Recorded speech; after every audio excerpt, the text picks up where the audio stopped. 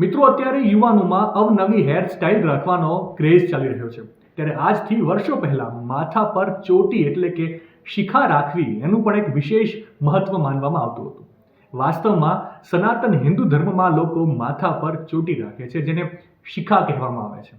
માથા પરની જગ્યા કે જ્યાં ચોટી રાખવામાં આવે છે તેને સહસ્ત્રાર ચક્ર કહેવામાં આવે છે. હિન્દુ શાસ્ત્ર અનુસાર એવું પણ માનવામાં આવે છે કે માનવ આત્મા સહસ્ત્રાર ચક્રની નીચે રહે છે અને ચોટી રાખવાથી સહસ્ત્રાર ચક્ર જાગૃત રહે છે. હિન્દુ શાસ્ત્રમાં ત્યાં સુધી કહેવામાં આવ્યું છે કે મોટી ચોટી રાખવાથી બુદ્ધિ, મન અને શરીરને નિયંત્રિત કરવામાં મદદ મળે છે. જ્યોતિષ શાસ્ત્ર અનુસાર જો કોઈ વ્યક્તિની કુંડળીમાં રાહુ ખરાબ અસર આપી રહ્યો હોય તો તેણે પોતાના માથા પર ચોટી રાખવી જોઈએ. રાહુની સ્થિતિમાં આ ફાયદાકારક સાબિત થાય છે અને તેથી જ સનાતન ધર્મમાં ચોટી રાખવામાં આવે છે.